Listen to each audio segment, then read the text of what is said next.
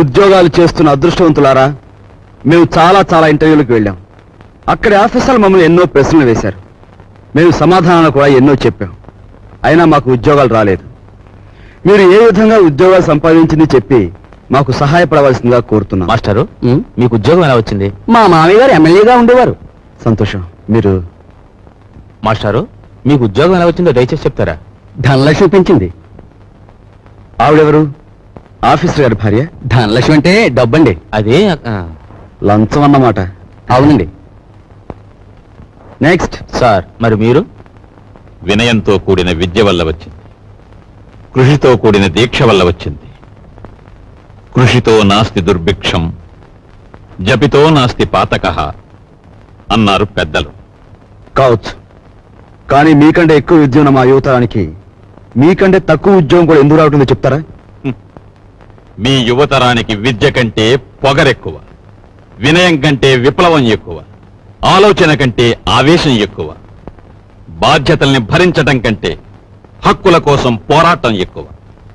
విద్యని వివేకాన్ని వీధులకిడ్చి మీ నిరుద్యోగానికి ఈ వ్యవస్థే కారణం అనుకోవడం తప్పు. ఉద్యోగం ఎలా వచ్చిందంటే మనల్ని కారేశాడు. ఈయనెవర్రా? మా నాన్నగారు. ఒకవేళ నీకేదైనా జవాబు తెలియదనుకో, అది కూడా వినయంగా చెప్పి తప్పకుండా తెలుసుకుంటాను సార్ అనాలి. రిక్షా అన్నట్టు ఇంటర్వ్యూ కార్డు జేబులో ఉందా? ఉంది నాన్న.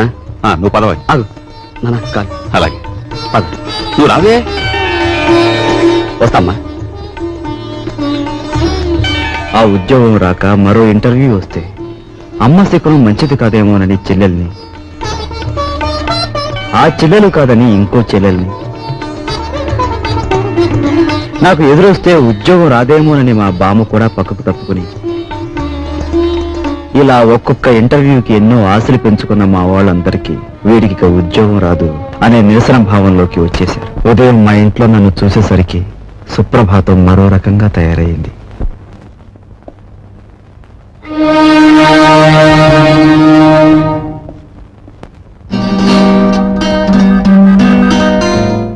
నీ తెలివితేటలు పరీక్షించడానికి సర్టిఫికేట్సే చూడనవసరం లేదు. నిన్ను 3 ప్రశ్నలు అడుగుతాను, జవాబు చెప్పు. అడగండి. నంబర్ 1, తాజ్ మహల్ నిర్మాణంలో పాల్గొన్న కూలీలు ఎంతమంది? నంబర్ 2, రామాయణాన్ని వ్రాసిన వాల్మీకి భార్య పేరేమిటి? నంబర్ 3, 10 పైసల నాణానికి ఎన్ని వంకర్లుంటాయి? Come on tell me. చెప్పలేవా? ఇంత చిన్న ప్రశ్నలకే సమాధానం తెలియని వాడివి అసలు ఈ ఇంటర్వ్యూకి ఎందుకు వచ్చావు?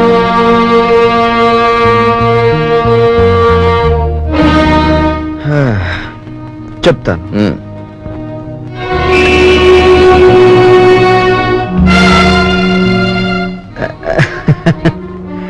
అనవసరంగా బెదిరిపోకండి సార్. ఇది నా 61వ ఇంటర్వ్యూ. అంటే నా సహనానికి షష్ఠి పూర్తి జరిగిపోయింది. అసలు నేను ఉద్యోగానికి పనికిరాను, లేదా నన్ను ఇంటర్వ్యూ చేయడానికి ఆఫీసర్గా మీరు పనికిరారో ఇప్పుడు తేల్చుకుంటాను. సార్, వాల్మీకి భార్య పేరు మీరు వినలేదు, నేను వినలేదు. కానీ పెళ్ళైన దగ్గర నుంచి మీరు మీ భార్యను చూస్తూనే ఉన్నారు. ఆవిడ చేతికి ఎన్ని గాజులున్నాయో మీరు చెప్పగలరా? ఓకే, 10 పైసల నాణానికి ఎన్ని వంకర్లున్నాయో నేను తర్వాత చెప్తాను. కానీ రోజు దువ్వుకునే మీ తల మీద ఎన్ని వెంట్రుకలున్నాయో మీరు చెప్పగలరా? కనీసం ఆ దువ్వుకునే దువ్వునికి ఎన్ని పళ్ళున్నాయో చెప్పగలరా? చెప్పండి. నాకు తెలియదు. మీరు వేసే అడ్డమైన ప్రశ్నలకి మేము సమాధానాలు చెప్పలేకపోతే మమ్మల్ని వెధవలా చూడటం తెలుసా? మిమ్మల్ని చంపకుండా ఎందుకు వదులుతున్నానో తెలుసా? మిమ్మల్ని చంపి నేను హంతకుడుగా మారటం వల్ల మా సమస్యలు పరిష్కారం కావు. అందుకు గుడ్ బై.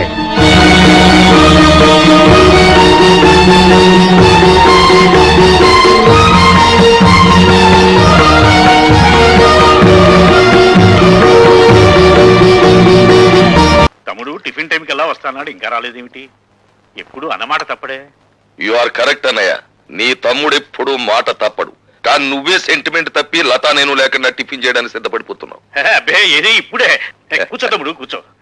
అమ్మాయి లత, అన్నయ్య, లతను నువ్వు చాలా గారాభంగా పెంచుతున్నావు. క్రమశిక్షణలో పెంచకపోతే ఏదో ఒకనాడు మనకి శిక్ష వేసే ప్రమాదం ఉంది.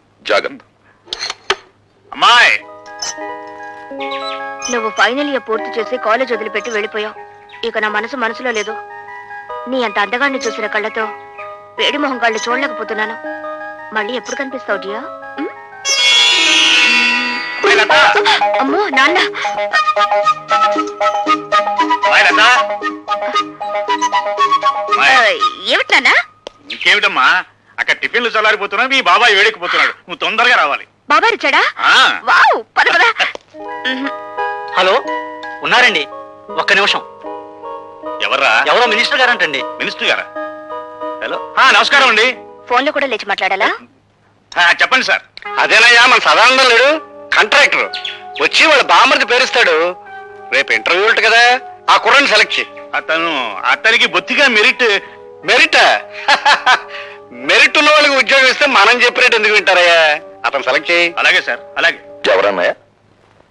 మినిస్టర్ రాజశేఖరం గారు ఆ సదానందం గారి బావమరిదికి ఉద్యోగం ఇమ్మని ఫోన్ చేశారు. ఇచ్చేస్తున్నావా? పదవిలో ఉన్న వాళ్ళ మాట వెనక తప్పదు కదా. చిచ్చి, నీతో టిఫిన్ చేయడం నాదే బుద్ధితో. తమ్ముడు, అరే నువ్వు ఉండు బాబాయ్.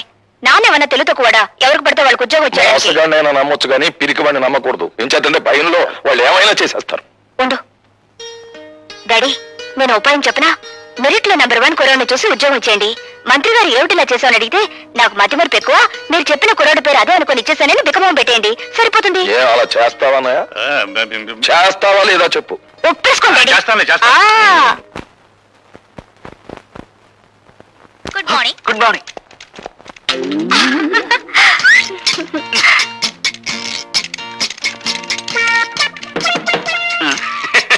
ఏం ఆంజనేయులు, ఏం జరిగింది? You don't worry sir, just call జారిందంటే. ఏం లైలా, నీ టేబుల్ దగ్గర ఏమన్నా తెలుగు ఐస్కంతం పెట్టావా? ఏమోనండి, నాకు తెలియడం లేదు. సరిగ్గా నా టేబుల్ దగ్గరికి వచ్చేసరికి అందరికి పెన్నులు, పెన్సిళ్ళు, ఫైల్స్ జారిపోతుంటాయి. వీరికి ఏకంగా కాలే జారినట్టుంది. దేవ గారు, నేను సొంతం పెట్టవలసిన ఫైల్స్ ఏమైనా ఉంటే పారండి, గీకోతారా? గీక్కోవాల్సిందే. అదేంటి? I convey my heartly condolences. Condolences for what? పెద్దడు ఎవరైనా పోయాడా? లంచాలు తెచ్చిపెట్టే బంగారు బాతు లాంటి నీ సీటుకు ఈకలు పీకుతున్నారు. అదేంటి? బయట ఇంటర్వ్యూలు జరుగుతున్నాయి. నిలబడి ఉండడం నాకు అలవాట్లేదు, ఏమనుకోకండి. బాబు, మీరు రాజశేఖరం గారి తాలూకే కదూ? యా, సీనియర్ కాల్స్ వచ్చా? పర్వాలేదు, తాగు బాబు. మినిస్టర్ గారు తాలూకు భానోజీరావు గారు. అవునవును, తెలుస్తూనే ఉందిగా. అయితే నేను వెళ్ళొచ్చా? మా మొహాన సిగరెట్ పొగ ఊదించుకునే కంటే నేను పంపించేయడమే మంచిది. వెళ్ళరా బాబు. Bye. Next. Good morning everybody. Good morning. Good morning. Please be seated. Thank you sir. Are you mister Bhargav? Yes sir. Bhargavaramudu అంటే ఎవరు? తండ్రి ఆజ్ఞ నెరవేర్చడం కోసం కన్న తల్లినే తెగ నరికిన వాడు. భూమి చుట్టుకొలత ఎంత? 7,900 మైళ్ళు. భూమి తన చుట్టూ తాను తిరిగే వేగం ఎంత? గంటకి 1000 మైళ్ళు. ప్రపంచంలో ఇప్పుడు పేరు పొందిన ఫుట్బాల్ ఆటగాడు ఎవరు? Diego Maradona. ఇంజనీర్ బాధ్యతలు ఏమిటి? స్వార్థపరుడైతే దేశానికి వెన్నెముక లాంటి ప్రాజెక్టులను కూల్చివేయడం, నిస్వార్థపరుడైతే వాటిని నిలబెట్టడం కోసం తనుకూలిపోవడం. మొదటి ప్రపంచ యుద్ధం ఎందుకు వచ్చింది? ఒక డాక్టర్ నిర్లక్ష్యం వల్ల. 1887వ సంవత్సరంలో ప్రిన్స్ ఫెడ్రిక్ కంఠానికి ఎడమ వైపున క్యాన్సర్ వ్యాధి సోకింది. డాక్టర్లు దాన్ని ఆపరేట్ చేయకుండా నిర్లక్ష్యం చేయడం వల్ల అతను సింహాసనం అధిష్ఠించిన 99 రోజులకే చనిపోయాడు. ఆ తర్వాత రాజకాంక్ష ఉన్న అతని కొడుకు కైజర్ రాజు కావడం వల్ల, అతను యుద్ధకాంక్ష గలవాడు, జ్ఞానశూన్యుడు కావడం వల్ల మొదటి ప్రపంచ యుద్ధం మొదలైంది. మీ నాన్నగారి వృత్తి? ఈ ఇంటర్వ్యూలో నేను సమాధానం చెప్పలేని ప్రశ్న అదొకటే సార్. ఆఖరిగా ఒక ప్రశ్న. ఈ క్షణంలో మా మనసులో ఏముందో చెప్పగలవా? నాకు ఈ ఉద్యోగం ఇవ్వకూడదని. అలా ఎందుకు అనిపించింది? ఎందుకంటే పెట్టేవాడికి తినేవాడు లోకు కనుక, అడిగేవాడికి చెప్పేవాడు లోకు కనుక. అలా తెలబోకండి సార్. ఒక ఇంజనీర్ గ్రాడ్యుయేట్ ని మీరు అడుగుతున్న ప్రశ్నలు ఏమిటి? అతనికున్న పురాణ పరిచయం, అతనికి తెలిసిన హిస్టారికల్ నాలెడ్జ్, అతనికున్న స్పోర్ట్స్ నాలెడ్జ్, ఇవా ఒక ఇంజనీర్ క్యాండిడేట్ కి కావాల్సిన అర్హతలు. మీరంతా అవకాశవాదులు. ప్రశ్నలు అడగడమే తప్ప సమాధానం చెప్పడం చేత కాని మేధావులు. అయినా మిమ్మల్ని నమ్ముకుని పూటకొక నిరుద్యోగి ఇంకా డిగ్రీలు చంకలో పెట్టుకుని ఆఫీస్ గుమ్మాలు ఎక్కుతూనే ఉన్నాడు. ఎలా? తల్లి మెడలో మంగళసూత్రాలు అమ్మి, అవి ఖర్చైపోతే ఒంట్లోని రక్తాన్ని అమ్మి. సార్, మహాత్మా గాంధీ తెల్లదొరతనాన్ని పోగొట్టగలిగాడేమో కానీ ఆయనే తిరిగి జన్మించిన ఈ నల్లదొరతనాన్ని మాత్రం పోగొట్టలేడు. ఎందుకంటే ఇప్పుడున్న ధరల రక్తం నలుపు, వాళ్ళ దగ్గరున్న డబ్బు నలుపు, వాళ్ళు ప్రోత్సహిస్తున్న బజార్లు నలుపు. మీరు అడిగిన ఒక్క ప్రశ్నకు సమాధానం చెప్పకుండా వెళ్ళడం ఇష్టం లేక జవాబు చెప్పే పెడుతున్నాను సార్. మా నాన్న వృత్తి ఏమిటని కదా మీరు అడిగింది? He's a liar, he's a deserter. కట్టుకున్న భార్యని కన్న బిడ్డని అనాథల్ని చేసి వెళ్ళిపోయిన కసాయివాడు. ఆ కసాయివాడి రక్తాన్ని పంచుకు పుట్టాను నేను. అయినా మిమ్మల్ని ఏమీ చేయకుండా పెడుతున్నానంటే నా చదువు నాకు నేర్పిన సంస్కారం. ఈ దేశంలో గాంధీల సంఖ్యను పెంచండి కానీ గాడ్సేల సంఖ్యను కాదు.